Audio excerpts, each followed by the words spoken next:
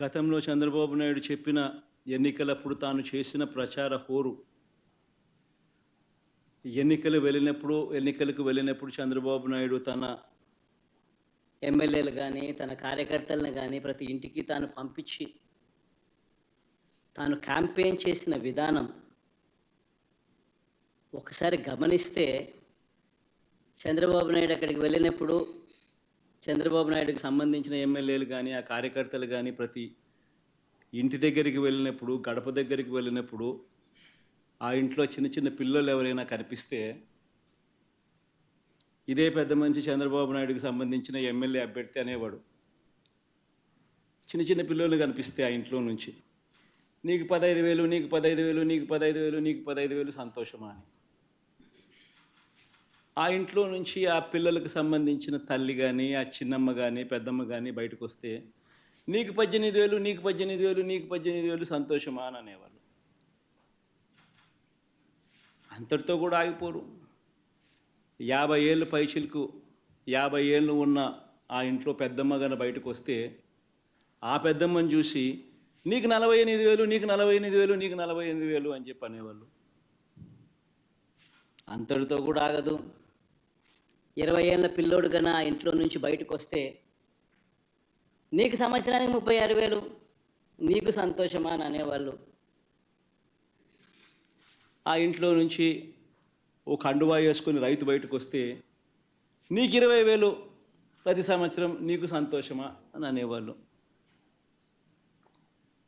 ఇలా సూపర్ 6 అంటూ సూపర్ 7 అంటూ ప్రతి ఇంటికి దగ్గరికి వెళ్ళి ప్రతి ఇంట్లోనూ ఇదే మాదిరిగానే దుర్మార్గంగా క్యాంపెయిన్ చేసి ప్రజల ఆశలతోనూ జీవితాలతోనూ చెలగాటమాడి ఇదే పెద్ద మనిషి చంద్రబాబు నాయుడు ముఖ్యమంత్రి స్థానంలో కూర్చున్న తర్వాత ఈ 100 రోజుల్లో చంద్రబాబు నాయుడు చేసింది ఏమిటి అని అంటే మోసం మోసం మోసం అన్న పదాలకు అర్థం. ఒకవైపున ఇదే పెద్ద మనిషి చంద్రబాబు నాయుడు ఇంతటి దారుణమైన అబద్ధాలు మోసాలతో కూడిన పరిపాలన ఒకవైపున చేస్తూనే మరోవైపున అన్ని వ్యవస్థలు తిరోగమనమే. మొట్టమొదటిసారిగా చూస్తూ ఉన్నాం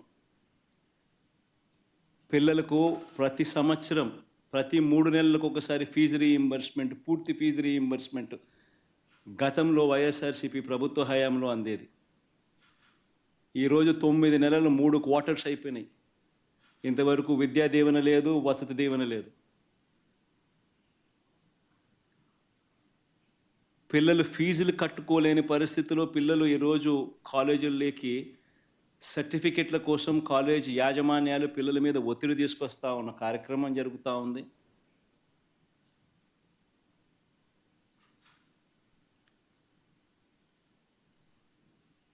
బడులన్నీ పూర్తిగా నిర్వీర్యమైపోయాయి. గోరుముద్ద గాలికి ఎగిరిపోయింది. ఇంగ్లీష్ మీడియం చదువులు అటకెక్కాయి. టోఫుల్ తీసేశారు. సిబిఎస్ఈ కూడా అదే బాటలో తీసేసే కార్యక్రమం జరుగుతూ ఉంది. వైద్య రంగం తీసుకున్న అదే పరిస్థితి. ఆరోగ్యశ్రీ బిల్స్ దాదాపుగా 2,000 కోట్ల రూపాయల పైచిలుకు పెండింగ్. మామూలుగా జనవరిలో బిల్స్ ఫిబ్రవరిలో ప్రాసెస్ చేసి మార్చ్లో మామూలుగా ఇస్తారు. మార్చ్లో ఎన్నికల కోడ్ వచ్చింది, అంతే. ఒక్క బిల్లు పాస్ కాల. దాదాపుగా 2,000 పైచిలుకు కోట్లు Aarogyasri bills pending. Network hospitals ఈరోజు ప్రజలకు మంచి చేసే కార్యక్రమం, సేవలు అందించే కార్యక్రమంలో వెనకడుగు వేస్తూ ఉన్న పరిస్థితులు. 104, 108 సిబ్బందికి చంద్రబాబు నాయుడు గారు ముఖ్యమంత్రి అయిన తర్వాత ఇంతవరకు జీతాలు లేవు.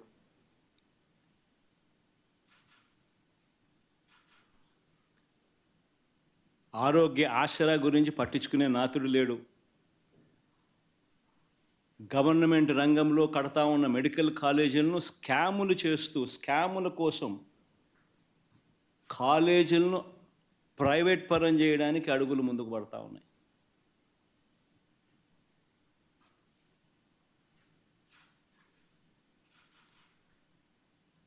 తిరోగమనం. వ్యవసాయం అయితే పూర్తిగా చంద్రబాబు నాయుడు గారి హయాంలో రైతు పూర్తిగా రోడ్డున పడ్డాడు. రైతులకు అందాల్సిన పెట్టుబడి సహాయం 20,000 ఇస్తానన్నాడు, ఇంతవరకు రూపాయేల. అంతవరకు రైతులకు మామూలుగా వ్యవసాయం మొదలయ్యే టయానికి గత ప్రభుత్వంలో మా హయాంలో వస్తూ ఉన్న రైతు భరోసా పెట్టుబడి సహాయం కూడా ఇవ్వకుండా ఎగరగొట్టాడు. రైతులకు పెట్టుబడికి సహాయం పోయింది, రైతులకు ఉచిత పంటల బీమా ఎగిరిపోయింది, రైతులకు ఈ క్రాపింగ్ లేదు.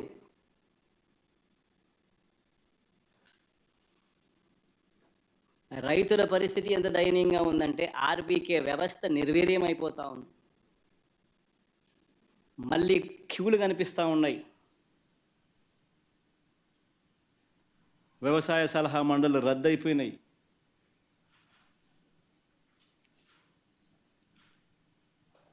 ఏ రంగం చూసుకున్నా కూడా తిరోగమనమే. గతంలో వైఎస్ఆర్సీపీ ప్రభుత్వంలో మా హయాంలో ప్రతి పథకము పారదర్శకంగా జరిగేది, డోర్ డెలివరీ జరిగేది. ఈరోజు డోర్ డెలివరీ గాలికి ఎగిరిపోయింది. డోర్ డెలివరీ పెన్షన్ లేదు, డోర్ డెలివరీ రేషన్ లేదు, పారదర్శకత అంతకన్నా లేదు. ఈరోజు మళ్ళీ తెలుగుదేశం పార్టీ జన్మభూమి కమిటీల వాళ్ళ దగ్గరికి వెళ్ళి వాళ్ళ ఇళ్ళల్లో డిస్ట్రిబ్యూషన్ అట, వాళ్ళ ఇళ్ళకు రావడానికి ఎవరైనా సిద్ధం కాకపోతే పథకాలు క్యాన్సిల్ అట. రాష్ట్రంలో పూర్తిగా లా అండ్ ఆర్డర్ పూర్తిగా ఏమైపోతా ఉంది అన్న పరిస్థితిలోకి లా అండ్ ఆర్డర్ వెళ్ళిపోయింది. రెడ్ బుక్ పాలనతో ఈరోజు రాష్ట్రంలో అడ్డగోలుగా న్యాయాన్ని పాతరేసి ధర్మానికి రక్షణ లేకుండా ఈరోజు ఆస్తులు ధ్వంసం చేస్తూ ఉన్నారు, దొంగ కేసులు పెడతా ఉన్నారు, ఇరికిస్తూ ఉన్నారు కేసుల్లో.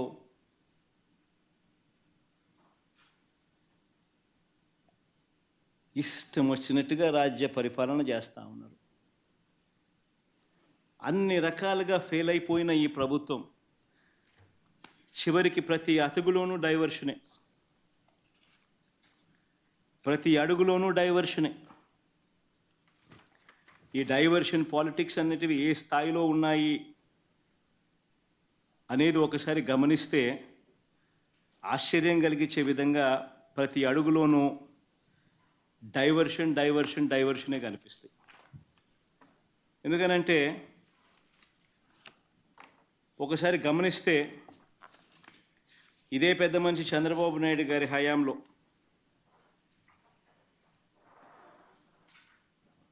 రాష్ట్రంలో అరాచక ఆటవిక పాలన మీద మేము ఢిల్లీకి వెళ్ళి ధర్నా చేస్తే డైవర్షన్ చేసేందుకు చంద్రబాబు నాయుడు ఏం చేస్తాడు, అదే రోజు మదనపల్లెకు చాపర్ పెట్టి మదనపల్లిలో ఫైల్స్ కాలిపోయాయి అంటే అదే పనిగా పంపిస్తాడు, అక్కడి నుంచి టాపిక్ డైవర్ట్ చేసేందుకు. రాష్ట్ర వ్యాప్తంగా కూడా రెసిడెన్షియల్ స్కూల్స్లో కానీ, IIITలో కానీ, హాస్టల్లో కానీ, కాలేజీల్లో ఫుడ్ పాయిజన్ జరిగి, ఈవెన్ గోరుముద్ద కార్యక్రమంలో కూడా ఫుడ్ పాయిజనింగ్ జరిగి పిల్లలందరూ కూడా అన్యాయమైన పరిస్థితిలో ఫుడ్ బాగా లేదు అని చెప్పి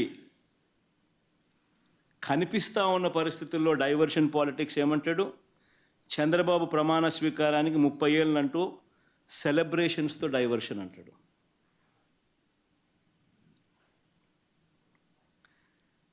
చంద్రబాబు నాయుడు స్కిల్ స్కామ్లో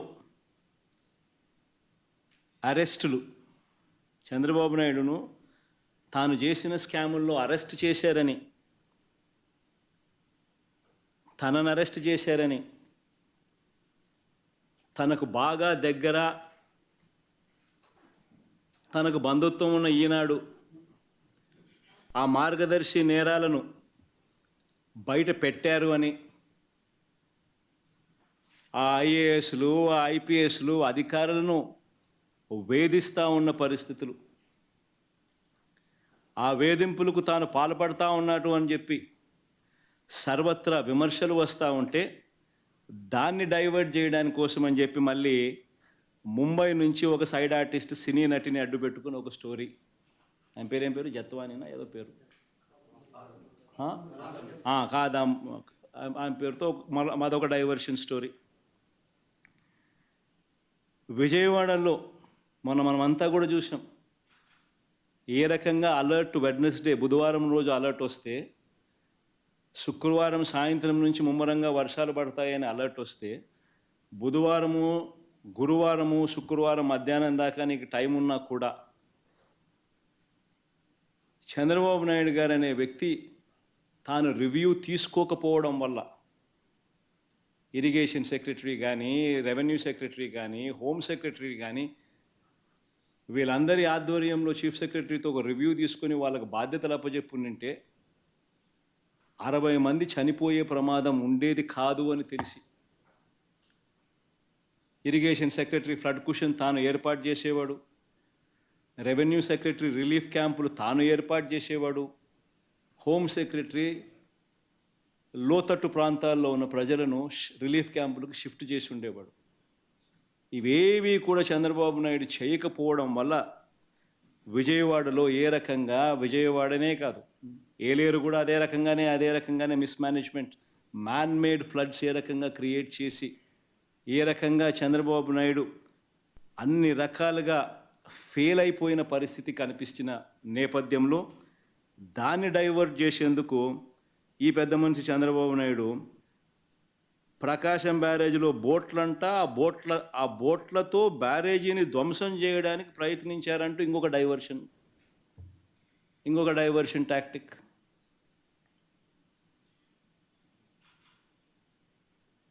అసలు ఆ బోట్లన్నీ అక్కడ ఎందుకున్నాయి? ఆయన చేస్తూ ఉన్న ఇసుక మాఫియాలో భాగంగా ఆ బోట్లు ఆయన అక్కడ పెట్టుకున్నాడు. ఈ వాటర్ ఫ్లోకు బోట్లు కొట్టుకొని వచ్చాయి.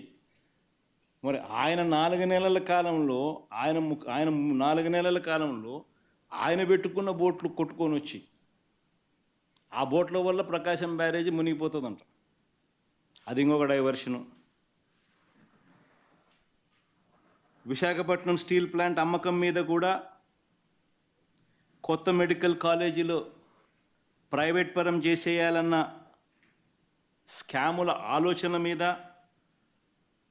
వాటి మీద కూడా ఆందోళన జరుగుతూ ఉంటే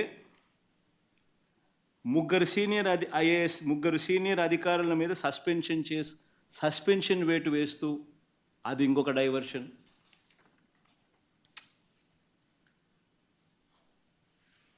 చివరికి 100 రోజుల పాలన మీద చంద్రబాబు నాయుడు గారి 100 రోజుల పాలన మీద దృష్టి పెట్టేసరికి ఇప్పుడు తిరుమలకు వచ్చే నెయ్యి కల్తీ జరిగిందంటూ ఇంకో డైవర్షన్. ఇది నిజంగా అన్నిటికన్నా ఇంకా ఆశ్చర్యం కలిగించే పెద్ద డైవర్షన్. ఎందుకనంటే చంద్రబాబు నాయుడు అనే వ్యక్తి ఎంత దుర్మార్గుడు, ఎంత అన్యాయస్తుడు అని అంటే నిజంగా దేవుడిని కూడా రాజకీయాల కోసం వాడుకోగలగాలి అన్న ఆలోచన చేయగలిగిన వ్యక్తి ప్రపంచ చరిత్రలో ఎవడు ఉండడు. ఇంత అన్యాయస్తుడు ప్రపంచ చరిత్రలో ఎవడు ఉండడు. దేవుడు ని రాజకీయాల కోసం ఉపయోగించుకోవాలి అని ఆలోచన చేయగలిగిన దుర్మార్గమైన మనస్తత్వం ఒక చంద్రబాబు నాయుడు గారికి మాత్రమే ఉంటాయి. నిజంగా ఇది ఎంత దారుణమైన డైవర్షన్ పాలిటిక్స్ అంటే, ఒకవైపున 100 రోజులు చంద్రబాబు నాయుడు గారి పరిపాలన మీద ప్రజలందరూ కూడా చంద్రబాబు నాయుడు మీద కోపం వెలుపుచుతూ ఉన్నారు. ఏమైనా మా సూపర్ 6లు, ఏమైనా మా సూపర్ 7లు అని చెప్పి ప్రజలు నిలదీస్తూ ఉన్నారు. ఇలాంటి నేపథ్యంలో ప్రజల మనసును డైవర్ట్ చేసేందుకు చంద్రబాబు నాయుడు చేస్తూ ఉన్న అతి దుర్మార్గమైన ఆలోచన ఈ కట్టుకథ.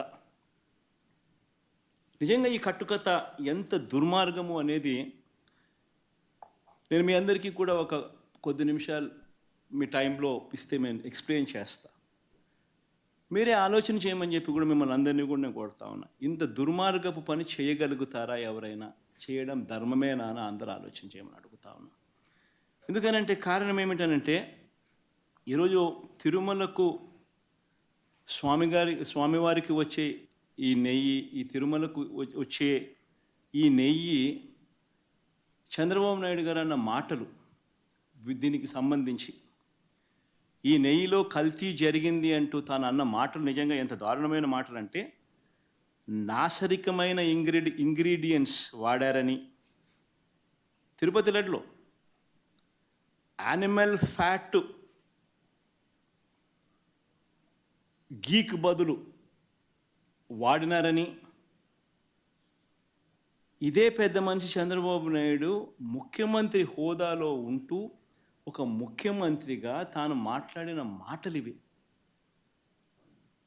నిజంగా ఒక ముఖ్యమంత్రిగా ఉన్న వ్యక్తి ఈ మాదిరిగా అబద్ధాలు ఆడడం ధర్మమేనా? కొన్ని కోట్ల మంది వెంకటేశ్వర స్వామి భక్తులు దేశవ్యాప్తంగా కాదు ప్రపంచవ్యాప్తంగా ఉన్నారు. వారందరి మనోభావాలను తో ఆడుకోవడం ధర్మమేనా? నిజంగా అసలు ప్రొసీజర్ ఏంది, ప్రక్రియ ఏంది, ఎలా జరుగుతుంది అన్నది నిజంగా కూడా అందరూ ఒక్కసారి ఆలోచన చేయాలి. ఈరోజు ఈ నెయ్యి సప్లై చేసే ఈ కార్యక్రమం ఏదైతే జరుగుతూ ఉందో, ఇదేదో కొత్తగా జరిగే కార్యక్రమం కాదు. ఇది ప్రతి 6 నెలలకు ఒకసారి ఇది రొటీన్గా రెగ్యులర్గా జరిగే కార్యక్రమం. ప్రతి 6 నెలలకు ఒకసారి ఆన్లైన్లో టెండర్లు పిలుస్తారు. ఆ ఆన్లైన్లో పిలిచిన టెండర్లకు ఆధారంగా కంపెనీలు కోట్ చేస్తాయి. L1 ఎవరికి వస్తారో వాళ్ళని బోర్డు అప్రూవ్ చేస్తుంది. ఇది రొటీన్గా 6 నెలలకు ఒకసారి రొటీన్గా జరిగే కార్యక్రమం. మరి రొటీన్గా జరిగే ఈ కార్యక్రమం ఏదైతే ఉందో, దీనికి సంబంధించి ఆ క్వాలిఫికేషన్ క్రైటీరియా ఇటువంటివన్నీ కూడా కొత్తగా మార్చింది ఏమీ ఉండదు. ఎవడు మార్చేది ఏమీ లేదు, కొత్తగా మార్చింది అంతకన్నా లేదు. ఎప్పటి నుంచో జరుగుతున్న ఈ క్వాలిఫికేషన్ క్రైటీరియా తిరుమల తిరుపతికి సంబంధించిన వెంకటేశ్వర స్వామికి సంబంధించిన లడ్డు అనేది ఎంత ప్రసిద్ధి కాంచిన లడ్డు అంటే, దానికి సంబంధించిన లడ్డు తయారీలో వాడే ఈ నెయ్యి కానీ వాడే ఇంగ్రీడియంట్స్ కానీ ఇవన్నీ కూడా దశాబ్దాలుగా జరుగుతూ ఉన్నాయి. ఇవన్నీ ప్రొక్యూర్మెంట్ ప్రాసెస్ అనేది. ఇదేం కొత్తగా ఎవడు వచ్చి చేసేది ఏమీ లేదు, ఎవడు కొత్తగా దాంట్లో ఏలు పెట్టేది లేదు. రొటీన్గా జరిగే ఈ కార్యక్రమం, ఈ రొటీన్గా జరిగే ఈ కార్యక్రమం 6 నెలలకు ఒకసారి రొటీన్గా జరిగే కార్యక్రమంలో ఎవరు L1గా వస్తారో వారికి ఇస్తారు.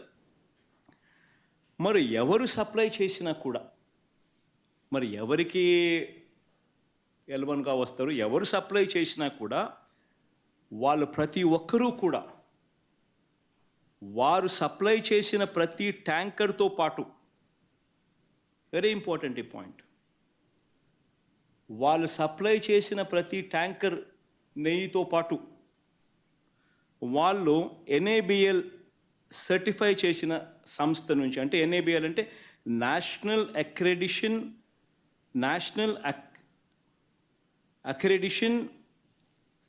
NABL national accreditation board for labs, national accreditation board for labs certify చేసిన సంస్థ నుంచి ప్రోడక్ట్ క్వాలిటీ సర్టిఫికేట్ తీసుకొని రావాలి. రూల్ వచ్చిన తర్వాత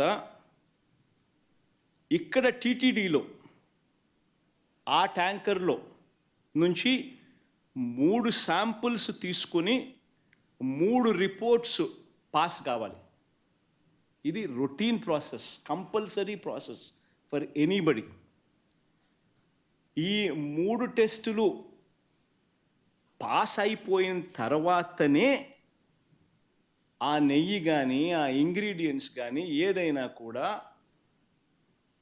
ప్రసాదంలో వాడడానికి TTD వాడకంలోకి తీసుకొని వచ్చేదానికి బండిని ముందుకు పంపిస్తారు, లేకపోతే vehicle it self will not even go forward. లేకపోతే అసలు ముందుకు కూడా పోదు.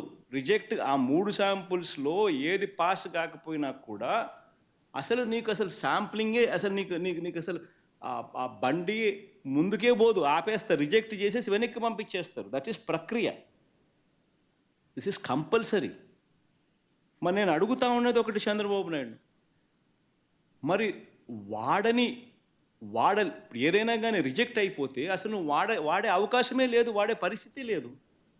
మరి అలాంటప్పుడు అది వాడారని, అవి నాసిరకమని, యానిమల్ ఫ్యాట్ అని ఇలా రకరకాలుగా చెప్పడం అబద్ధాలు కాదా? ధర్మమేనా, న్యాయమేనా అని అడుగుతా ఉన్నా. నేను ఇంకొకటి కూడా అడుగుతా ఉన్నా.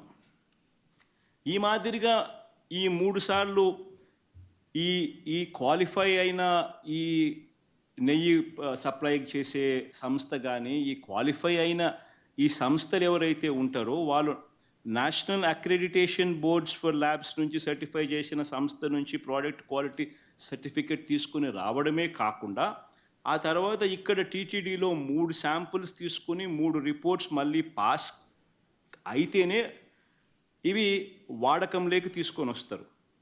మరి అలాంటప్పుడు ఈ కార్యక్రమం కూడా ఇదేదో కొత్తగా ఇప్పుడు జరిగేది కాదు. ఈ ప్రొసీజర్ కూడా ఈ రకంగా 3 శాంపుల్ తీసుకోవడము, ఈ రకంగా 3 శాంపుల్స్ పాస్ అయితేనే దీన్ని వాడకంలోకి తీసుకొని రావడం, ఇవన్నీ కూడా కొత్తగా ఇప్పుడు తీసుకొచ్చినటివి కాదు. ఇవన్నీ కూడా దశాబ్దాలుగా ఉన్నటివి ప్రక్రియ, ప్రాసెస్. చంద్రబాబు నాయుడు గారి హయాంలో 2014 నుంచి 19 మధ్య 14 నుంచి 15 సార్లు రిజెక్ట్ చేసినారు. ఏ మాదిరిగా 14 to 15 టైమ్స్ చంద్రబాబు నాయుడు గారి హయాంలో రిజెక్ట్ కూడా చేశారు ఈ మాదిరిగా. మన హయాంలో వైఎస్ఆర్సీపీ హయాంలో కూడా 18 సార్లు ఇది ఇలా రిజెక్ట్ చేసినారు, 18 టైమ్స్. తప్పేమీ కాదు, ఇంకా సంతోషపడాలి. ఒక బ్రహ్మాండమైన ప్రాసెస్ ఉంది.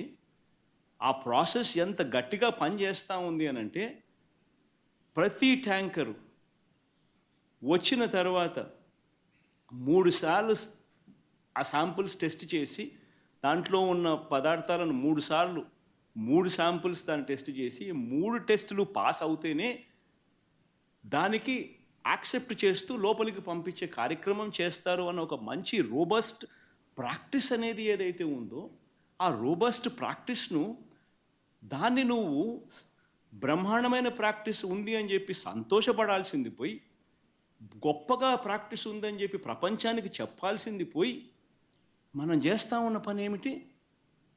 అబద్ధానికి రెక్కలు కడతా ఉన్నాం, జరగనట్టుగా చెప్తా ఉన్నాం.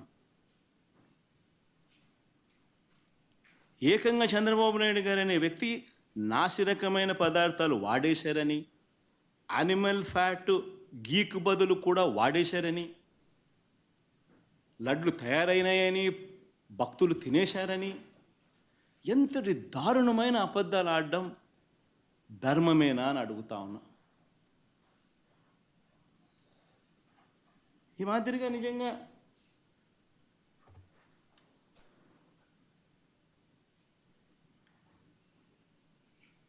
ఆశ్చర్య కలిగించే విషయం ఇంకొకటి చెప్పాలి. అసలు ఈ రిపోర్టు, రిజెక్ట్ అయిన రిపోర్టు మొట్టమొదటిసారి జూలై 12వ తారీఖున, అంటే ఎవరి హయాంలో, ఎవరు ముఖ్యమంత్రి? జూలై 12వ తారీఖున శాంపుల్స్ తీసుకున్నారు. అంటే ఎవరు ముఖ్యమంత్రి, ఎవరి హయాంలో ఇది? చంద్రబాబు నాయుడు గారు సాక్షాత్తుగా ముఖ్యమంత్రిగా ఉన్న హయాంలో. ఆయన జూన్ 4న ఎన్నికల్లో రిజల్ట్స్ అయినాయి. జూలై 12 ఆయనే ముఖ్యమంత్రి. ఆయన ముఖ్యమంత్రిగా ఉండగా శాంపుల్స్ జూలై 12వ తారీఖున శాంపుల్స్ తీసుకున్నారు. వచ్చిన ఒక ట్యాంకర్ తిరుపతికి ఆ టైంలో వస్తే, ఈ నెయ్యి సప్లై చేసే ట్యాంకర్ వస్తే దాంట్లో నుంచి శాంపుల్స్ తీసుకున్నారు. ఈ శాంపుల్ను 17వ తారీఖున 17th అంటే వాళ్ళ టెస్టులన్నీ చేసి, ఆ 3 టెస్టులు అక్కడే వాళ్ళు చేస్తారు. చేసిన ఆ టెస్టులు సరిగ్గా రాలేదు కాబట్టి ఆ శాంపుల్స్ను 17వ తారీఖున ఎన్డీడీబీకి పంపించినారు, నేషనల్ డైరీ డెవలప్మెంట్ బోర్డుకు. వాళ్ళు 23వ తారీఖున రిపోర్ట్ ఇచ్చినారు.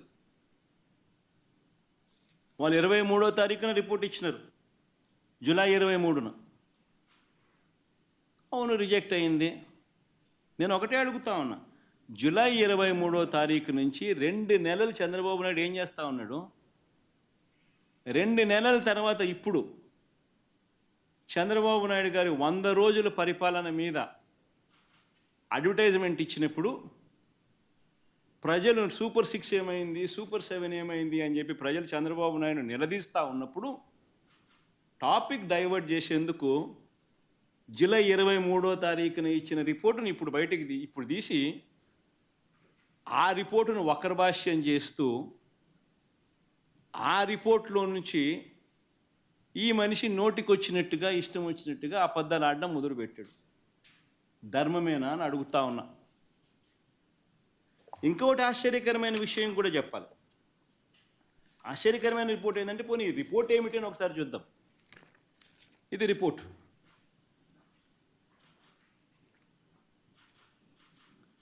ఈ రిపోర్ట్ చూస్తే ఈ రిపోర్ట్లో కూడా ఏమని కనిపిస్తూ ఉంది?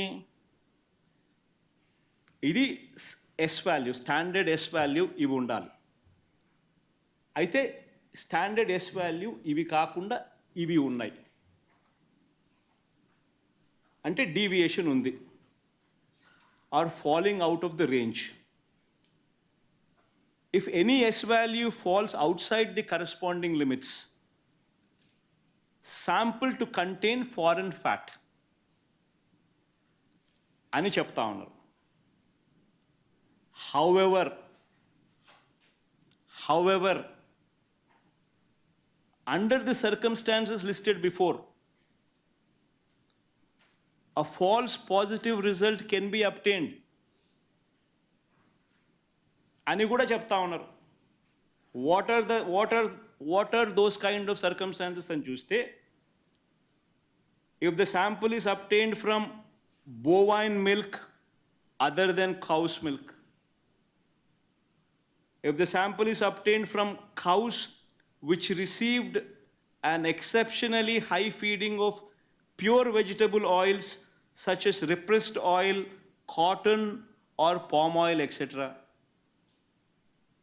Exception చెప్తా ఉన్నాడు. Or if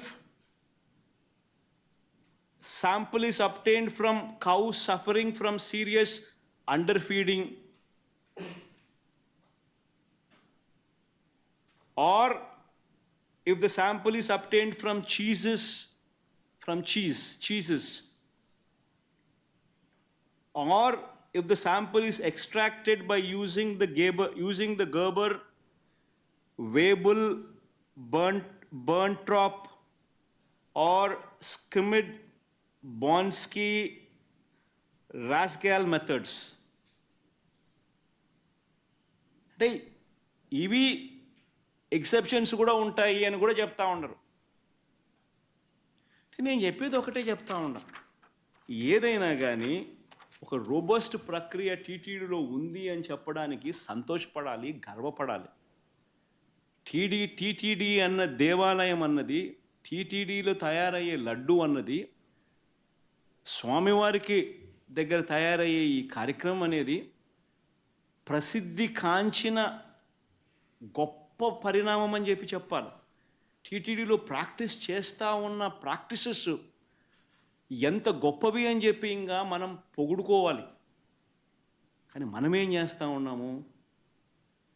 ఒక రోబస్ట్ ప్రక్రియ ఉంటే ప్రతి వెహికల్ను సప్లై చేసే ప్రతి వెహికల్ వాళ్ళ సర్టిఫికేట్ తీసుకొని రావడమే కాకుండా, టీటీడీ ఆ ప్రతి వెహికల్లో నుంచి 3 శాంపుల్స్ తీసి ఆ శాంపుల్స్ పాస్ అవుతేనే నీకు లోపలికి పోయేదానికి పర్మిషన్ ఇస్తూ టీటీడీలో లడ్లు తయారు చేయడానికి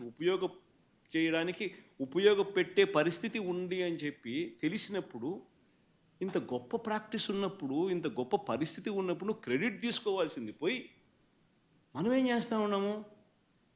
అబద్ధానికి రెక్కలు కడతా ఉన్నాం. రెక్కలు కడుతూ ఇవన్నీ శాంపుల్స్ ఇవన్నీ టెస్టుల్లో ఫెయిల్ అయినా కూడా వాడేసినారు, లడ్ల కింద తయారీ చేసేసినారు, ప్రజలకై భక్తులకై పంచిపెట్టినారు, భక్తులు అలాంటి లడ్లు తిన్నారు అనే ఒక ముఖ్యమంత్రి స్థానంలో ఉన్న వ్యక్తి టీటీడీ వెంకటేశ్వర స్వామి గుడిని అపవిత్రత పాలు చేస్తూ అక్కడ తయారు చేసే ప్రక్రియను అభాస్పాలు చేస్తూ మన గుడిని, మన వెంకటేశ్వర స్వామిని మనం తగ్గించుకుంటున్నాం.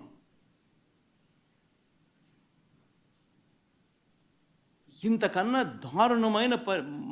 దారుణమైన పరిస్థితులు ఎప్పుడైనా రాష్ట్ర చరిత్రలో ఎక్కడైనా జరుగుతాయా? ప్రతి ఒక్కరు కూడా దీని గురించి ఆలోచన చేయాలని చెప్పి నేను అడుగుతా ఉన్నా.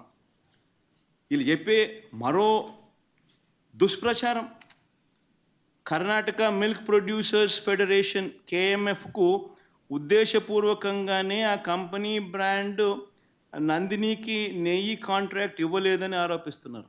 ఆశ్చర్యకరమైనది. టెండర్లు పిలుస్తారు, ఎవరైనా పార్టిసిపేట్ చేయొచ్చు.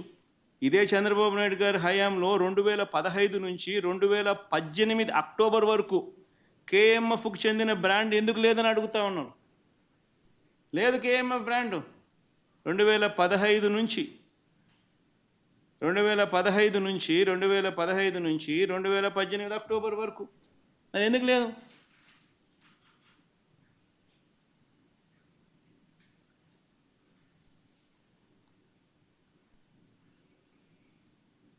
ఇంకొకటి ఆశ్చర్యకరమైన విషయం, ND national dairy development board report July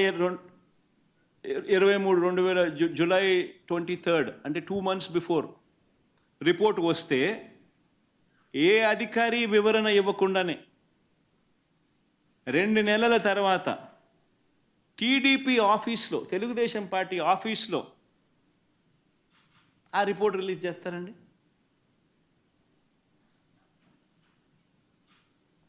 అదే 100 రోజుల ఈయన పాలన మీద అడ్వర్టైజ్మెంట్ ఇచ్చిన రోజు.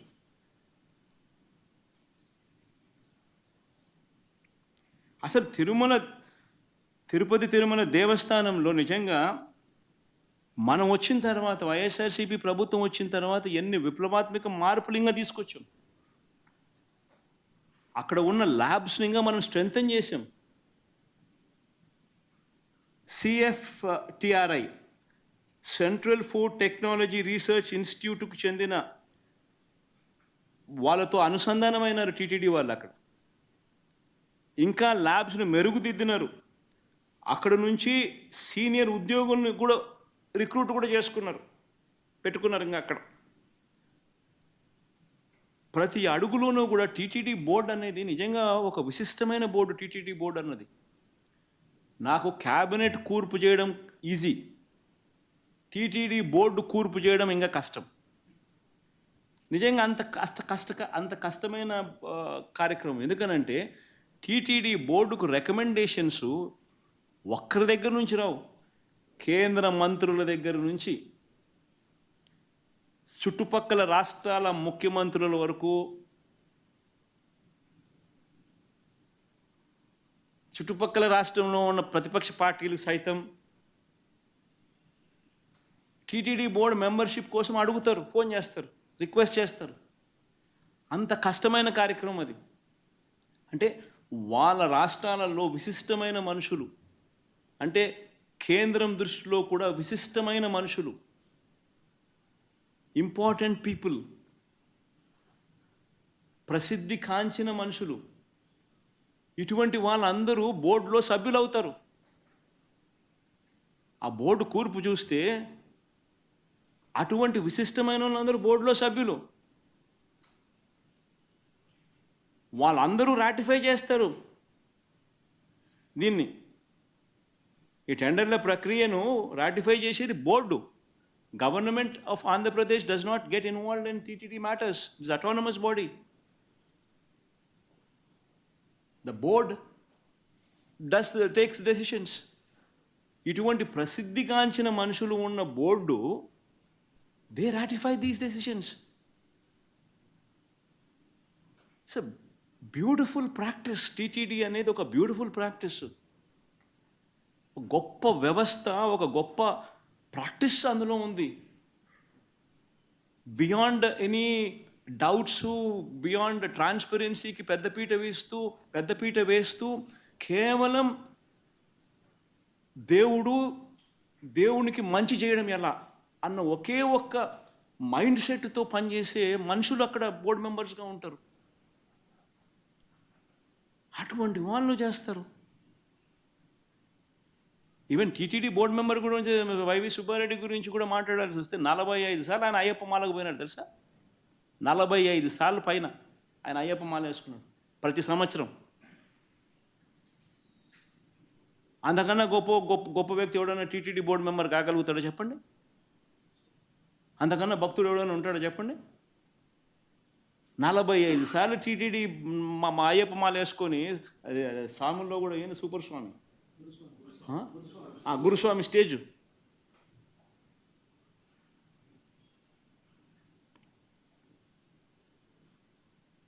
కరుణాకర్ రెడ్డి కూడా ఈక్వలీ రెప్యూటెడ్ మ్యాన్.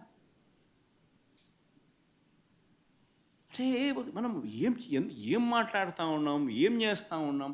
మన ఇన్స్టిట్యూట్స్ను మనమే తగ్గించుకుంటా ఉన్నాం. మనమంతకు మనమే వక్రభాష్యం తీస్తూ ఉన్నాం. మనమంతకు మనమే మన ఇన్స్టిట్యూట్స్ను, మన స్వామిని, మన దేవుణ్ణి తగ్గించుకుంటా ఉన్నాం. బయట ప్రపంచానికి రాంగ్ మెసేజ్ మనం పంపిస్తూ ఉన్నాం. ఇంత గొప్ప ప్రాక్టీసెస్ ఉన్నాయనే దానికి చెప్పుకోలేక, ఉన్నది చెప్పుకోవడం ఇష్టం లేక, కేవలం బురదయ్యాలన్న ఆలోచనతో, దుర్బుద్ధితో మనం ఏం చేస్తూ ఉన్నాం? ఒక్క చంద్రబాబు నాయుడు మాత్రమే చేయగలుగుతాడు ఇట్లాంటి కార్యక్రమాలు. అది ఆంధ్ర రాష్ట్రం చేసుకున్న దౌర్భాగ్యం.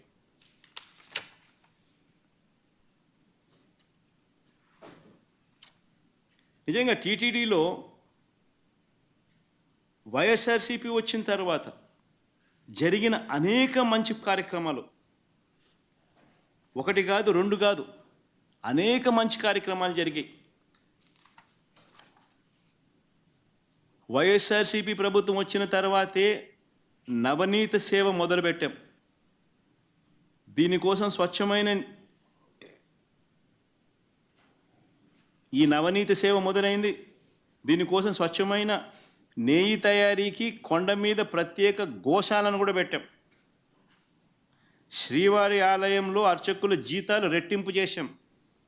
ఇంకా ప్రసాదాలు తయారు చేసే పాటు కార్మికులకు సర్వీస్ క్రమబద్ధీకరించడంతో పాటు వారి జీతాలు కూడా పెంచడం జరిగింది వైఎస్ఆర్సీపీ హయాంలోనే. చంద్రబాబు దేవాలయాలను కూల్చేస్తే దేశవ్యాప్తంగా జీర్ణ వ్యవస్థలో ఉన్న ఆలయాలను పునరుద్ధరణ కార్యక్రమం కూడా చేసింది వైఎస్ఆర్సీపీ హయాంలోనే. అమరావతిలో ఆలయాన్ని కట్టినా అది వైఎస్ఆర్సీపీనే. వైజాగ్లో ఆలయాన్ని కట్టినా అది వైఎస్ఆర్సీపీనే. భువనేశ్వర్లో ఆలయం కట్టినా అది వైఎస్ఆర్సీపీనే. హైదరాబాదులో జూబ్లీ హిల్స్లో ఆలయాన్ని కట్టినా అది వైఎస్ఆర్సీపీనే. జమ్మూ కాశ్మీర్, చెన్నైలో కూడా ఆలయాలు కట్టినా అది వైఎస్ఆర్సీపీనే. ఇవన్నీ కట్టింది వైఎస్ఆర్సీపీ హయాంలోనే, చంద్రబాబు హయాంలో కాదు. చివరికి అమెరికాలో కూడా ఆలయ నిర్మాణానికి మా హయాంలోనే టీటీడీ సహకరించింది. స్వామివారి దర్శనానికి వచ్చే భక్తులకు సేవలు అందిస్తూ ఉన్న ఉద్యోగులకు మరింత తోడుగా నిలిచేందుకు 9,000 మంది ఉద్యోగులకు ఇళ్ల పట్టాలు ఇచ్చింది కూడా వైఎస్ఆర్సీపీ ప్రభుత్వమే. వైఎస్ఆర్సీపీ హయాంలోనే. చంద్రబాబు హయాంలో కనీసం 1 సెంటు కూడా ఆ టీటీడీలో పనిచేస్తూ ఉన్న ఎంప్లాయీస్ 1 సెంటు స్థలం అయిపోద్దు ఇవ్వడానికి ఆయనకు మనసు రాల.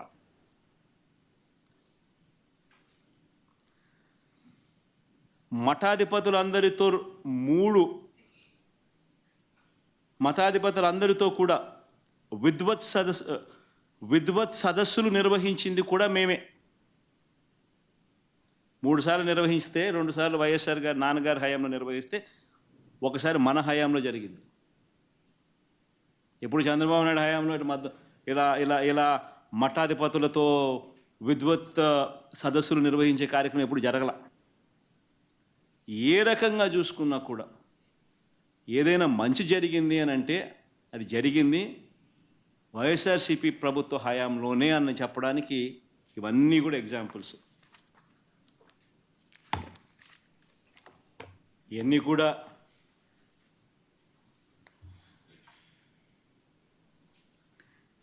నాలుగు మాటలు ఇంగ్లీష్లో కూడా చెప్తా. ఎందుకనంటే ఇష్యూని ఎంత పెద్ద చేసి పెడుతున్నారనంటే వీళ్ళంతా ఆశ్చర్యం కలిగించే విధంగా ఒక అబద్ధానికి రెక్కలు కట్టి ఏ రకంగా వీళ్ళు దుష్ప్రచారం చేస్తూ ఉన్నారంటే, ఆ నేషనల్ టీవీ ఛానల్స్ కూడా ఒక్కొక్కసారి నేను చూస్తూ ఉన్నప్పుడు ఆ నేషనల్ టీవీ ఛానల్స్ కూడా వాళ్ళకు తెలిసి చేస్తూ ఉన్నారో తెలియకుండా చేస్తూ ఉన్నారో నాకు కూడా బాధ అనిపించింది. ఎందుకనంటే ఒక గొప్ప వ్యవస్థ, వెంకటేశ్వర స్వామి వ్యవస్థను రోడ్డు మీదకి తీసుకొచ్చే కార్యక్రమం చేస్తూ ఉన్నారు. ఏ తప్పు జరగకపోయినా కూడా తప్పు జరిగినట్టుగా చూపించి మన రాష్ట్ర పరువును, వెంకటేశ్వర స్వామి దేవాలయ పరువును బజారుకిడ్చే కార్యక్రమం జరుగుతూ ఉంది. కాబట్టి ఇంగ్లీష్లో కూడా 4 మాటలు చెప్పి నేషనల్ టీవీ ఛానల్స్కి కూడా జరుగుతూ ఉన్న విషయాల గురించి అవగాహన కల్పించాల్సిన అవసరం ఉంది. నిజంగా ఇది ప్రైమ్ మినిస్టర్కు లేఖ రాస్తాను, దీని తర్వాత సుప్రీంకోర్టు చీఫ్ జస్టిస్ గారికి కూడా లేఖ రాస్తాను. దీని తర్వాత చంద్రబాబు నాయుడు గారు అనే వ్యక్తి తన రాజకీయ యావ కోసం దురుద్దేశంతో తిరుమల తిరుపతి వెంకటేశ్వర స్వామి ఆలయాన్ని భ్రష్టు పట్టించే విధంగా తాను మలైన్ చేసే కార్యక్రమం చేయడం ధర్మమేనా? దీని మీద ఎంక్వైరీ జరగాలి, చంద్రబాబు నాయుడు గారికి అక్షింతలు పడాలి అని చెప్పి కూడా లేఖ రాస్తాం. ఇప్పుడు కొంచెం ఇంగ్లీష్లో కూడా అర్థమయ్యే విధంగా చెప్పాలి కాబట్టి 4 మాటలు ఈ విషయంగా 4 మాటలు చెప్పే కార్యక్రమం చేస్తాం.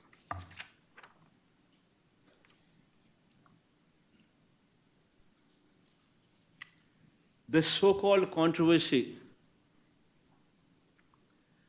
concerning our temple is very unfortunate. The worst part is, why did Chandrababu Naidu resort to such practices? Why did he stoop down to this level? Just today he is advertised in his newspaper, advertised in the newspapers, so-called newspapers supporting him, about his 100 days of regime. He knows very well that during the course of these 100 days, Chandrababu Naidu failed on every promise what he made to the people during his election campaign. He failed on every campaign, he failed on every promise that is mentioned in the manifesto. In the manifesto, he spoke about Super 6. In the manifesto, he spoke about Super 7. And after 100 days, he stands in a situation where people are cursing him for not delivering on those promises. And to divert people's attention from this act of his, he had stooped down to the extent of tarnishing the image and reputation of our temple. In fact, the most unfortunate thing is, TTD board is a very renowned board. It comprises of people from all over the country. People with high stature, people who've been recommended by the central ministers, people who've been recommended by the chief ministers of neighboring states. All of them become party to the board. All of them are the members of the board. Such is the reputation of TTD board. And what has actually happened here is just a routine practice which has been twisted for political gains. See, this process is not new. Every 6 months, TTD routinely calls for tenders. Routinely, people who have been selected as L1 will be awarded the contract of supply of these materials for these preparation of these supply of these ingredients in preparation of these laddus or any such things. This is a routine process. The criteria of qualification and these kind of things were not set recently. They've been in existence for decades. Not that it's come out of the blue only in recent years. No, not so. This is a routine process, online tendering process, where anybody who fits into this qualification is free to participate in these tenders online. And if he qualifies, he becomes L1. And it is ratified by the board. It's as simple as that. Now coming to the procedure. Now coming to the practices which are in store. Every company which is qualified, if they were to supply any ingredients, any tanker, they would have to ensure that every tanker what they supply would have to be carrying NABL certificate, National Accreditation Board for Labs certificate, whatever this board, National NABL certify, whatever certificate these people give them, that certificate on product quality would have to be obtained with every tanker these people bring. And the process doesn't stop there. When these people come, when this tanker comes with this particular accompanied certificate, then after that, TTD also mandatorily conducts 3 tests, collecting 3 samples from every tanker. This is mandatory, compulsory. And all the 3 tests conducted by TTD, only when they pass out, then only then the tanker is good to go into the temple and where the ingredients could be used to make laddus or different kinds of prasadams, what will later be distributed to the devotees. If any tanker fails on any of these tests, even if one test goes wrong, the tanker is stopped. Tanker is not permitted to go inside. Forget about anything else. Forget about consumption. It is not even permitted to go inside. It is rejected. This is the practice in TTD. And this is not something new. This has been going on for decades. This is a robust practice which is in place. And unfortunately, because of this practice which is in place, yet the chief minister chose to speak lies. This is the most unfortunate thing. Even during Chandrababu's regime, during 2014 to 19, 14 to 15 times,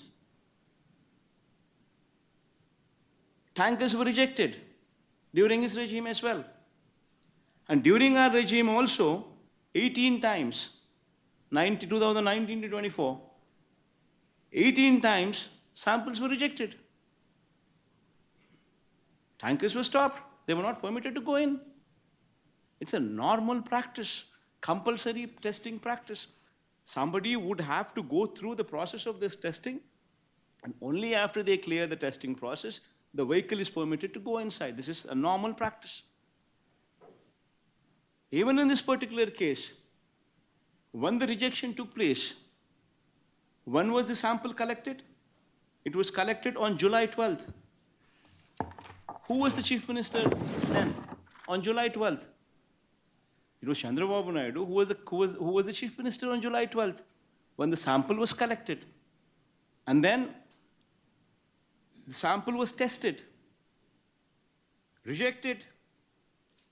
Then a sample on 17th was also sent to NDDB, which is also routine practice. Then the report came from NDDB on 23rd of July. So from 23rd of July till now, which is 2 months,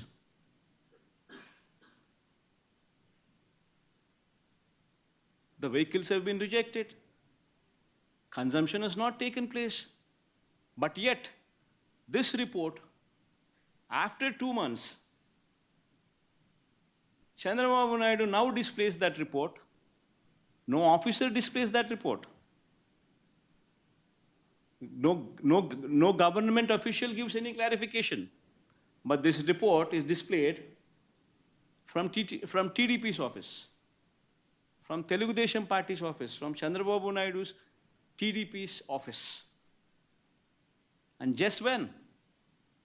On the 100th day of his governance, when people are trying to question him on why he had failed on the manifesto promises, when people are questioning him sincerely, to divert the topic, this man from TDP's office delivers the certificate.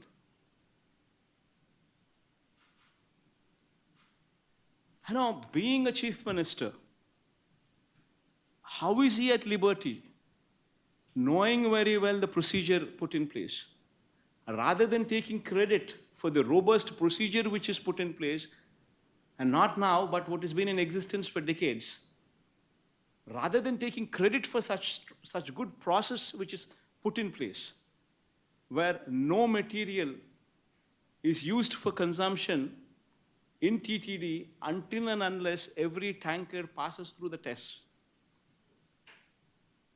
Rather than taking credit for that, this man, Chandrababu Naidu, intentionally makes statements of Nasirakam ingredients, meaning to say, ingredients of lower quality. Meaning to say, he also went ahead to add animal fat was used instead of ghee. Such derogatory remarks from a chief minister, intentionally misleading the facts. Whereas the fact is, if it is rejected, nothing goes inside. Nothing is used for preparation. Nobody consumed anything. It is not even put to use to make the prasadams. Then how can he make such wild allegations? How can he speak of such lies, saying that they've been put to use, that they've been consumed, when they have not done so? Just for political ends, this man, Chandrababu Naidu, demeans, stoops down to this extent.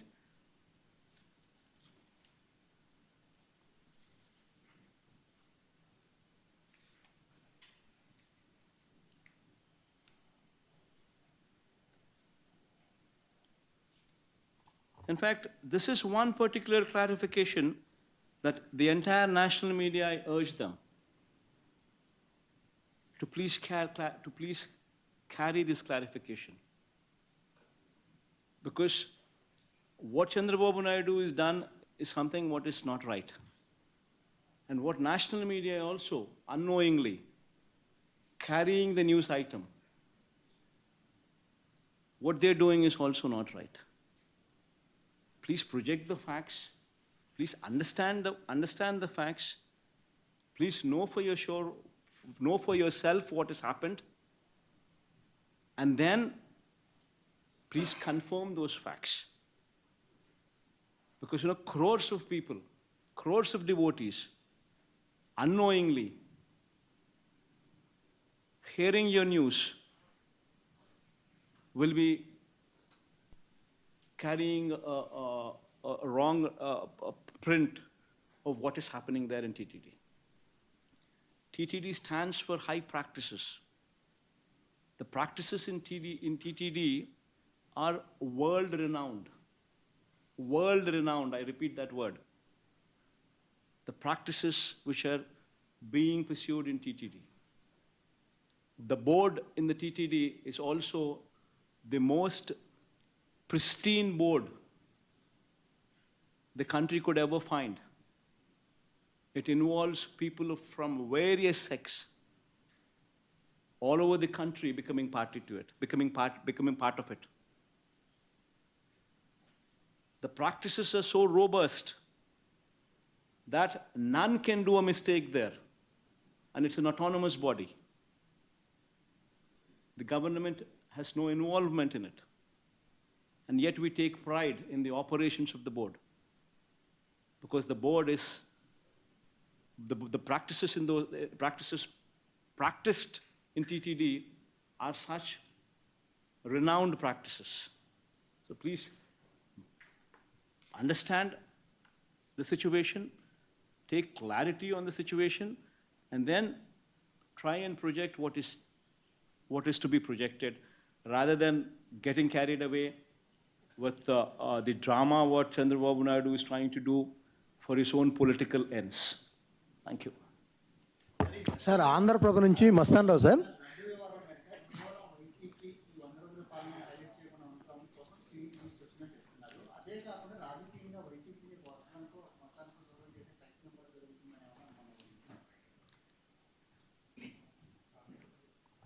పేరు Ramesh. Unfortunate Ramesh, ఏం చేద్దాము, రాక్షసులతో యుద్ధం చేస్తూ ఉన్నాం. ఓ ఈనాడు, ఆంధ్రజ్యోతి, ఓ TV5, ఓ చంద్రబాబు, వీళ్ళంతా ఒక ఉన్మాదస్తులు, ఉన్మాదంతో బాధపడుతూ ఉన్నారు. Unfortunate thing. నిజంగా ఈ ధర్మమేనా? ఇప్పుడు రాజకీయంగా నువ్వు కొట్లాడాలనుకుంటే, పోరాటం చేయాలనుకుంటే చెయ్యి, బంగారంగా చెయ్యి. మేమంతా కూడా ఆహ్వానిస్తున్నాం. ప్రజలకు మంచి చెయ్యి, ప్రజలకు ఫలాన్ని చేస్తానని చెప్పి నువ్వు అధికారంలోకి వచ్చినావు, చేసిన ఆ మంచి చేసి ప్రజల్లో మన్ననలు పొందు. కానీ ఇదేం రాజకీయాలు?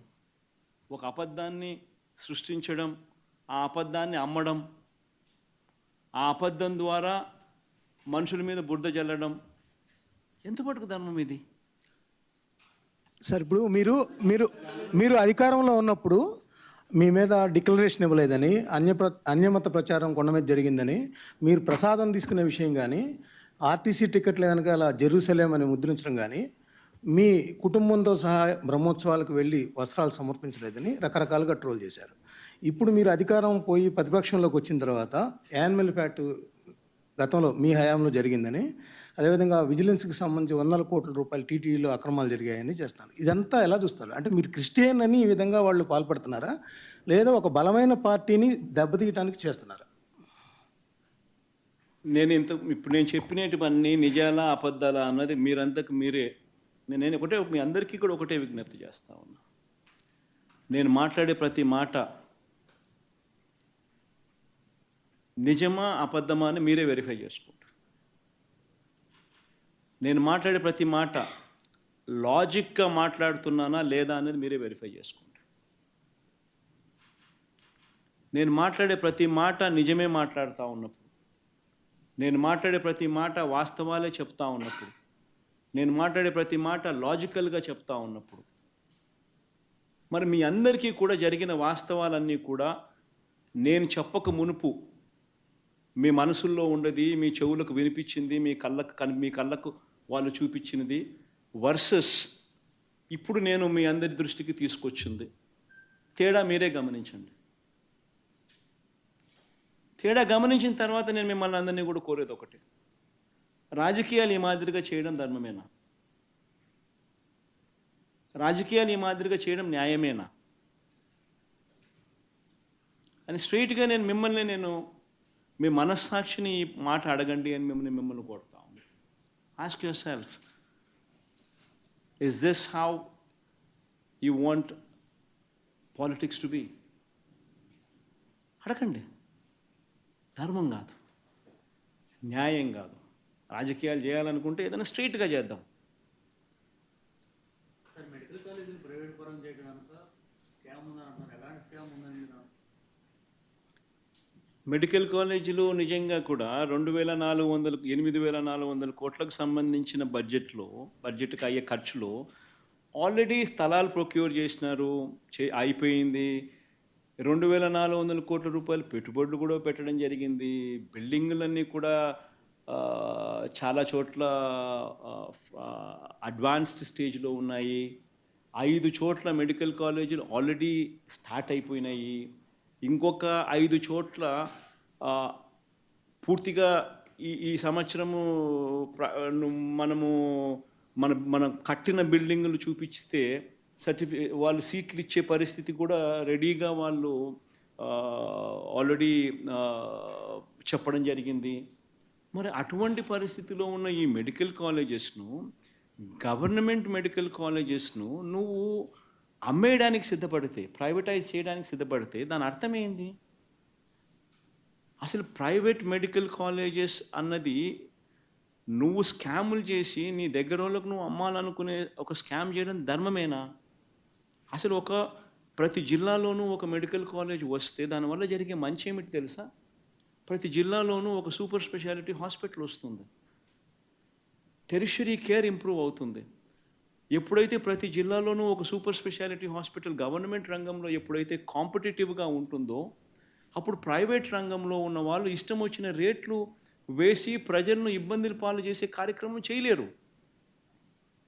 ఎందుకంటే గవర్నమెంట్ రంగంలో ఉన్న ఈ సూపర్ స్పెషాలిటీ హాస్పిటల్, ఈ మెడికల్ కాలేజు, ఈ మెడికల్ కాలేజ్ ఏదైతే ఉందో that will become the super speciality hospital which is going to be competitive.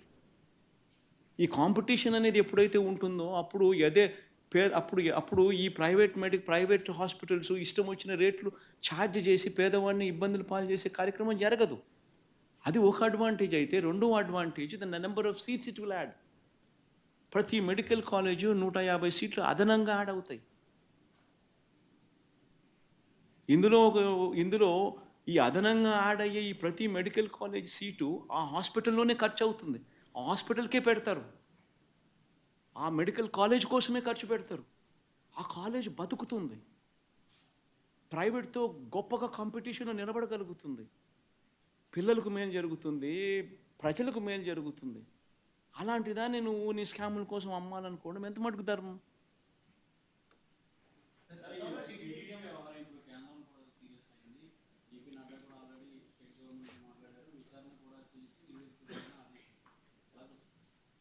Basically మన కర్మ ఏమిటి అని అంటే, బీజేపీ వాళ్ళకు సగం తెలుసు, సగం తెలీదు.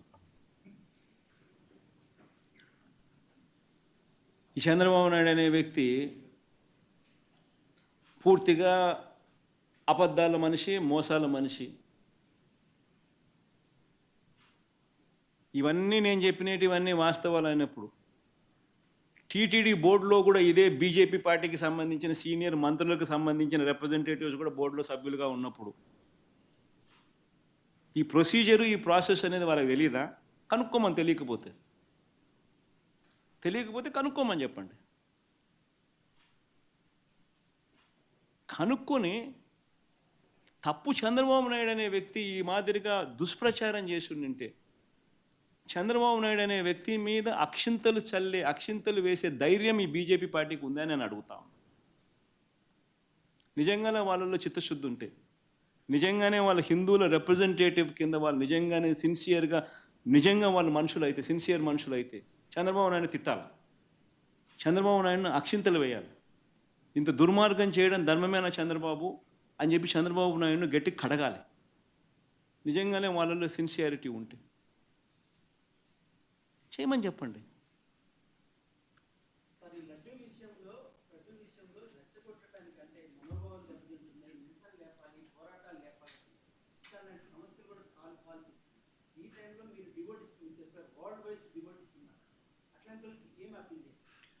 తెలియని వాళ్లకు ఏం జరుగుతూ ఉందో మిస్లీడ్ అయిపోయినప్పుడు ఎవరికైనా కానీ భావోద్వేగాలు పెరుగుతాయి.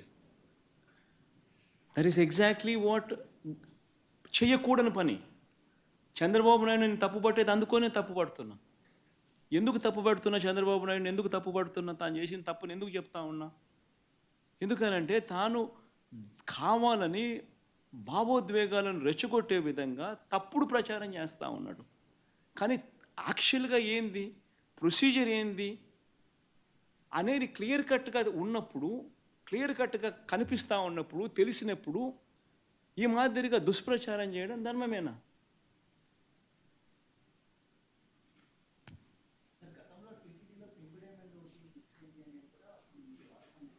రమేష్,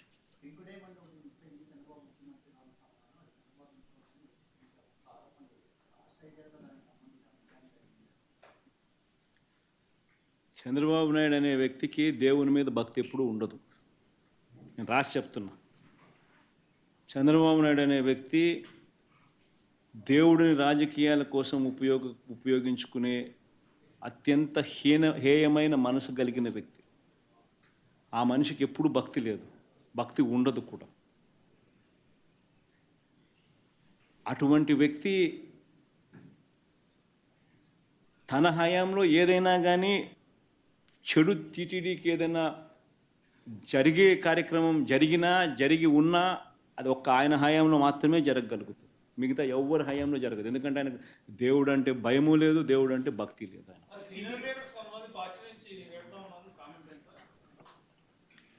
ఎవరు పోతా ఉన్నారమ్మా? సీనియర్ లీడర్ పోతా ఉన్నాడు. ఏమవుతుంది? నీళ్ళు ఏమవుతుంది? ఇంకోరు వస్తారు. దుర్గా, అల్టిమేట్గా ఒకటి గుర్తుపెట్టుకోవాల్సింది ఏంటంటే దుర్గా, ఎప్పుడైనా కూడా ఒకటి గుర్తుపెట్టుకో, లీడర్ అనేవాడు ప్రజల నుంచి పుడతాడు. మీ అందరు గుర్తుపెట్టుకునే మాట నేను చెప్తున్నా. లీడర్ ఎప్పుడు ప్రజల నుంచి పుడతాడు. యాంటీ ఇన్కంబెన్సీ అన్నది ఏదైతే ఉందో, ఈ సూపర్ 6లు, సూపర్ 7లు ఎప్పుడైతే వీళ్ళ అబద్ధాలన్నీ మోసాలు అయినప్పుడు, వీళ్ళ మోసాల నుంచి అది కోపమైనప్పుడు ప్రజల్లోకి, ఆ కోపం నుంచి వచ్చే ఓటు ఎవరినైనా కాల్చేస్తుంది. ఎవరైనా కూడా అధికార పార్టీలోకి ఎవరైనా కూడా ఒకరో ఇద్దరో పొరపాటున వాళ్ళు పోయినారంటే వాళ్ళ గ్రహపాటని. మీ చుట్టూ ఒక కోటరీ ఉంది, ఆ కోటరీ చట్టంలో మీరు ఇరుక్కుపోయారు. మీ చుట్టూ ఒక కోటరీ ఉంది, ఆ కోటరీ చట్టంలో ఇరుక్కుపోయారు అంటున్నారు సార్. టాపిక్ డైవర్ట్ అయితే పోతుంది అబ్బా. ఎక్కడికెక్కడ